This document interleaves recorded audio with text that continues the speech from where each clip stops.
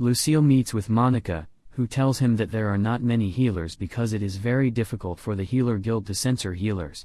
She explains that if a healer decides to behave wrongly by asking for extravagant fees, there is no way they could stop him from doing that because they will also feel the healer is also needed in society, so they can't let him go. When he hears their worries, he promises her that he will ensure he is a good healer and do his best to take care of the people and not use his skills for his gain. After he leaves her, he goes to the street, where he sees some injured adventurers. He goes nearer to them and promises to heal them all. Although he is nervous and scared because he hasn't been in that situation before, he also summons his courage, and the want and wish to heal them makes him more encouraged to do something. He goes to the front of the first victim, reassuring her that he will heal her. He does his chant, and after he finishes his change, he calls heal, but to his shock, his magic doesn't work. One of the adventurers around asks him what he is doing and if he is sure he can heal the injured ones. He apologizes for what had happened and says it was his mistake. He tries to think of where he has gone wrong, especially because he knows he doesn't have enough magic power at that moment and wasting it without healing anyone won't do any of them a favor. He figures that the mistake he made was that he didn't use his mind to figure out how the magic would work because he did it. He realizes that for the magic to work, he has to create a mental figure of how an injury can heal by itself and be made whole, so that is the only way he can do it. He imagines an injury getting healed, and he calls the chant. This time around, he succeeds, and the wound heals. He goes ahead to heal the others. He does all he can for a while, and eventually, it remains just one of the injured ones. As he is about to walk to him and heal him, he sees that his power remains just one, and he is getting weak. He hopes that he will be able to heal the last person before fainting, but his eyes keep closing suddenly. He falls, and he can no longer carry himself. He realizes there is no way he could succeed in healing the last person, and he feels very sad as he hears the voices of everyone around him trying to beg him to rise so the last person doesn't die. Unfortunately, he collapses and blacks out, and the last person dies. He wakes later, and he sits on his bed thinking. He feels bad that he couldn't save the life of the last person who needed his help, and he remembers the words of the adult there who told him that he shouldn't blame himself because what had happened wasn't his fault. He had succeeded in healing a lot of people before the last causality. While he wants to be encouraged because of his success, he is also discouraged because of his failures. He feels bad that he couldn't do anything. He realizes that he has to grow his healing power and level up if he wants to heal people like he wants. He assumes that the only way he could do that successfully without any issue is by registering at the Adventurer Guild. He feels if he does that, he will be able to level up quickly, and he would be able to increase his power. He goes to the guild, and immediately he enters the guild. He is amazed by how the guild looks. It looks beautiful and amazing, and he wants to be part of them. He meets the attendant and tells her he wants to register at the guild. She tells him he is welcome, and she gives him a form to fill out. He takes the form and fills out the information. He returns the form to her, and she tells him that he has martial arts skill, so he would be able to register at the guild. He wonders if he wouldn't have been able to register at the guild if he didn't have any martial arts skill. She tells him that since he has a skill, he would be able to join them, and she has to explain how the adventurer lifestyle works. She tells him that he will take a mission at the guild, and after he successfully does the mission, he will return to the guild to get his money, and he will pay the guild 10% of the money as an operational fee. He listens to her well and asks her if he will be punished if he fails the mission. She tells him there are fees to failure, so he should manage himself well and ensure he doesn't fail any missions. He feels very scared upon hearing that. He asks her if there is a specific mission for healers. He says he is a healer, and he doesn't know how to fight well. He claims if it is possible that he would be able to train on how to fight as well as work as a healer. He asks her if someone can train him there and if he would pay for the training with his services. She says she needs to tell her master first. She asks him to stay and wait for her while she calls the guild leader. She returns in a few seconds, and she comes with a huge man. When Lucille sees the way this man looks, he gets very scared. The man is so huge, and he looks scary. He tries to gather himself back, reminding himself that it is not the first time he has seen a scary person, as when he was in the other world, his boss was also very huge and scary, and there was no one he could meet in this world that could be worse than the other world. So he decides that he would pretend to be fine. He pretends and looks at the man who calls him kid. The man asks him what he wants, and he explains again that he wonders if he could work at the guild as the guild healer while someone trains him in martial arts.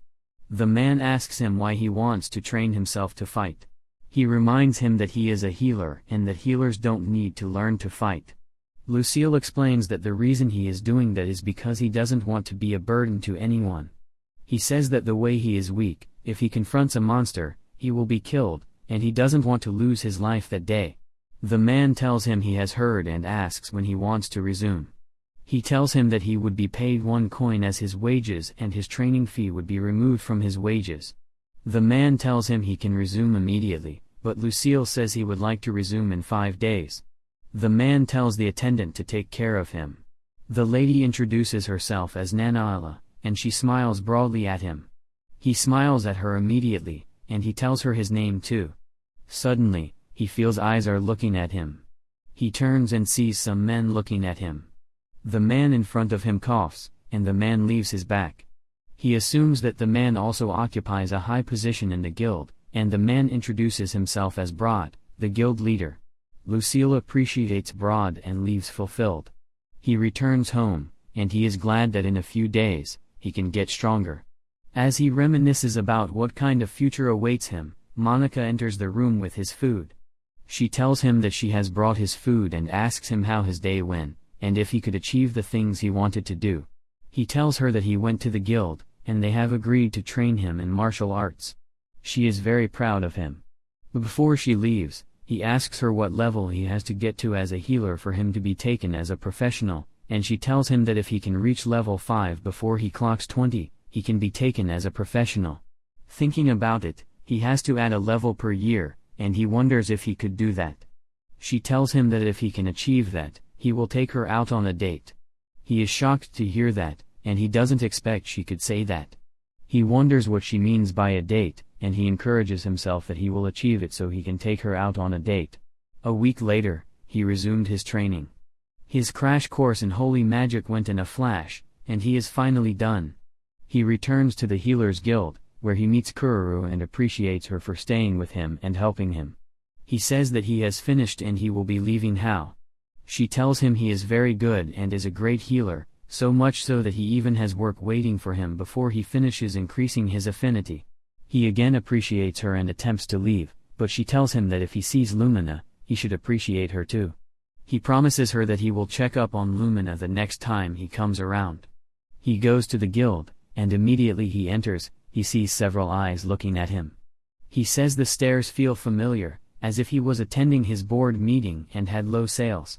He goes to the attendant, and it is another attendant this time and not Nanaala. He introduces himself and tells her that he is the new adventurer who is to start training with Broad, so she tells him he should go underground and he will find the training center. When he arrives, he sees Broad but notices he is the only one there. Broad gives him hard stares that send shivers down his body, but he doesn't want to seem weak, so he pretends he is alright and greets Broad. Broad says he is shocked that Lucille didn't run away after seeing how he looked at him. He tells Lucille that they are the only ones training, and Lucille feels scared again but feels it is not as much as what he went to on Earth. He bows and says he is ready to learn, and Broad tells him he has guts. They start the training, and Broad asks him to run. He keeps running till he gets exhausted. He calls Broad wicked but admits that he lives a happy life compared to his life on Earth and how he died. He claims he is in heaven, and he suddenly faints due to exhaustion. After he recovers, Broad sits on his back and screams as loud. After that, Broad asks him to fight him. He throws his first leg at Broad, but it is so weak. Broad asks if that is how far he can get, and he says that is why he is training to get better. After their training that day, Broad tells him that he should learn to train well and exhaust himself. That way, he would be able to grow better. He gets injured and attempts to use his magic to heal himself, but Broad refuses, saying that if he heals naturally, it will increase his healing strength. He decides to do that, and Broad also teaches him how to increase his strength. He appreciates Broad but asks why there are no other adventurers training. Broad tells him that young adventurers don't have money, so they go straight to taking missions instead of training and getting injured in the forest. He says he wants to bed Lucille to ensure he heals everyone, irrespective of age and race, and Lucille promises to do so. Some injured adventurers arrive. At first, they assume Lucille wouldn't heal them, but he heals them without collecting money. He realizes that healers really have a bad image in that country. He returns to Broad, telling him that he can only heal 8 people at once, and he wants to increase the numbers. Broad tells him that can be done if he exhausts himself and sees how far he can go. Although he knows that would be stressful, he admits it's in his favor, so he decides to do that. Before leaving the guild, Broad asks him if he would like to live in the guild. He wonders what he owes that favor, and Broad even says he would be given food thrice daily. That seems like a jackpot, so he asks what Broad will get in return, but Broad says all he wants is his adventures to stop dying unnecessarily. Lucille promises to do his best and also asks if he can also heal any other person that comes to him. Broad says that the world will be a better place if every healer is like Lucille. Seeing how things are going in his favor in the new world, Lucille agrees